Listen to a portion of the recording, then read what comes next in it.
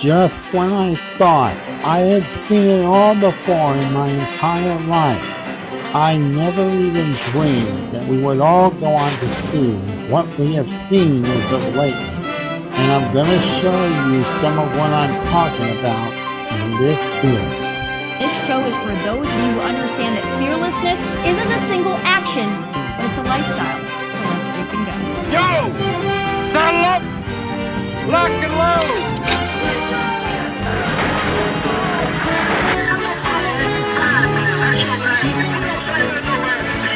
Do you believe in miracles? What the hell? Who a bed blower? A bed Intense enough to warp the very fabric of space and time. This is Spain This Nation.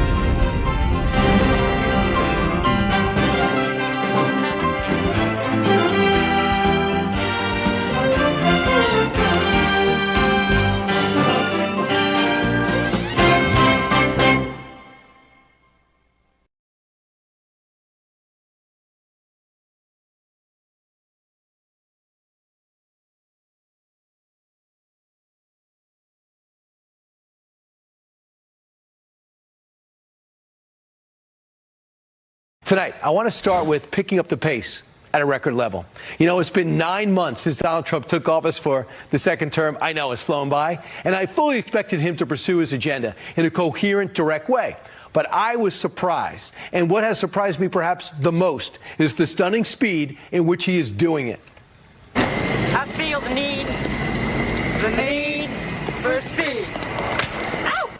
Yeah, I don't know if he high-fived, but he feels that need. No one could have expected this type of velocity. Over 209 executive orders signed and implemented. And campaign promise after campaign promise being met. You got the border sealed. Crossings at an all-time level. I didn't think was possible. In terms of mass deportations, 600,000 and counting. We've got the strongest border of anybody. Nobody has a border. We have a border where the numbers just came out again. You saw 0 people came in illegally. Now, we do take people into our country legally. Yeah, we do. And by the way, about 2 million self-deported. The administration already successfully reorganizing global trade. Take a look at some of these deals that he's landed. Country after country coming in with trade deals. I just signed the largest trade deal in history. I think maybe the largest deal in history with Japan. President Donald Trump celebrating a major win Tuesday, a $550 billion trade deal with Japan, which he says will create hundreds of thousands of American jobs. Listen, he wants more deals and he's going to get them, but so far he's pulling in some big ones. Now, the crackdown on crime, stronger than anyone expected. We are deterring criminals from doing this activity. We are preventing criminals from coming into America, and we are absolutely crushing violent crime like never before. Violent crime declined nearly 20% nationwide compared to the same period last year, and it was the safest and most peaceful summer in 2 decades. And honestly, we haven't really even gotten going yet. And that just scared Governor Pritzker in Illinois, where he's not too happy about it, but who cares? In the Middle East, the president has curbed the violence, participating in ending a war in Iran, brokering a peace deal with Israel and Hamas, and getting hostages out after 2 long, terrible years, all while working on a game plan for expanding the Abraham Accords. Donald Trump is the greatest friend that the state of Israel has ever had in the White House. Mr. President, today we welcome you here to thank you for your pivotal leadership in putting forward a proposal that got the backing of almost the entire world. What a great moment, right? President Trump's war on drugs is not the same as the 1980s. He's pinpointed the problem, and he's taking aim not just at the narco cartels responsible for flooding our streets with cocaine and fentanyl, but he's targeting the top dog in Venezuela, this leader called Maduro. A single round of IVF in the United States can cost up to $25,000, can actually go a lot higher than that. As a result of these actions, the per cycle cost of drugs used in IVF will fall by an estimated 73% for American consumers, and the numbers are going to actually be very substantially higher as time goes by. Look, by the way, didn't they say we was going to ban that? Remember that during the election? Well, look, the list really could go on forever, and I would probably need another hour in the show. the overhaul of the military, the construction of the Golden Dome, the bringing back a golden standard to education, the rollbacks and removal of DEI efforts, the health initiatives like getting synthetic dyes out of foods and cleaning up your water, the reduction of prescription drug pricing. Just naming some of these accomplishments, he's hit the target over the first 9 months. It makes me incredibly hopeful for the next 3 years.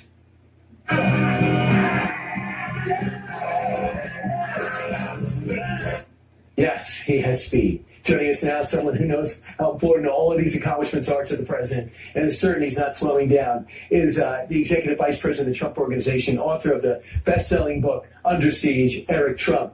Eric, the 49ers famously, during the Bill Walsh days, used to script their first drive, all the plays, scripted ahead of time, and then let the game play out. Did the president write this script over the 4 years he was out of the White House? Yeah.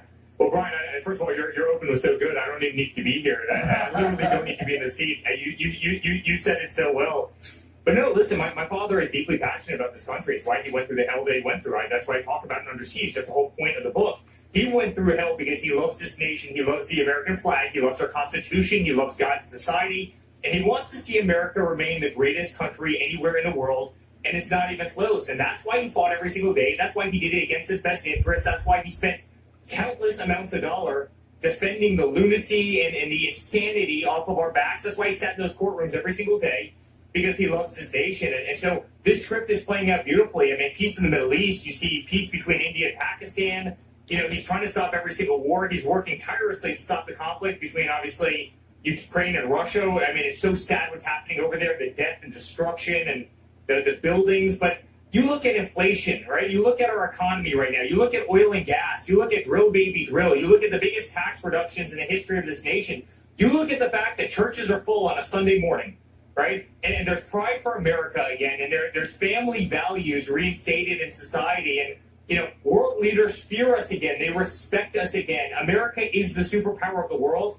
That's what we fought for. That's what he fought for. That's why he did it. And so was this all scripted? Well, you know, I'm not sure if you could have scripted the hell that we went through, but certainly in terms of restoring American greatness, that part was certainly scripted. And now he's got the ballroom, so it's called construction plans, and he's got the flagpoles and an archway possibly at Arlington. It's just not stopping. This is what I noticed. Without the Russia investigation, the impeachment, he seems happier. I don't blame him for being happier, but how much did that weigh on you and the family as he tries to run the country as a rookie politician, the investigations? Yeah.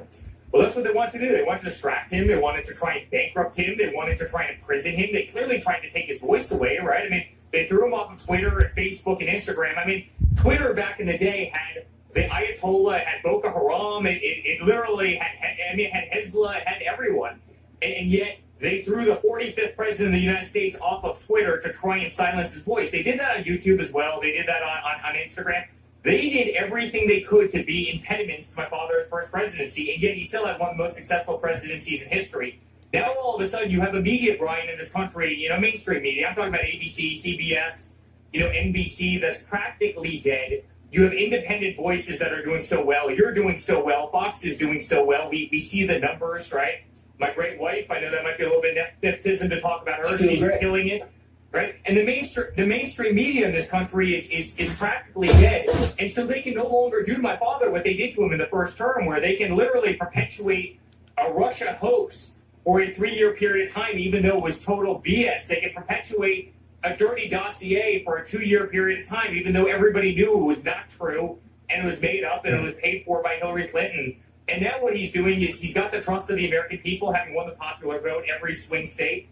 And he's thrown so much air into the, lead into the air that they literally can't catch it. They can't counter-narrative it. And you have the weakest Democratic Party ever, who has zero leadership, zero good ideas, has been wrong on every single major cultural issue in this country. And the guy is having the time of his life. And as a son, I've never been more proud. I hear you. And it's chronicled in your book in great detail. Also, the fact that you're handy, you were running electric in your own house, and your mom deserves a lot of credit for putting together just this keeping together this fantastic family through very trying public times. Eric Trump, continued success. Thanks so much for joining us, and congratulations on the success of Under Siege. Thanks, Brian.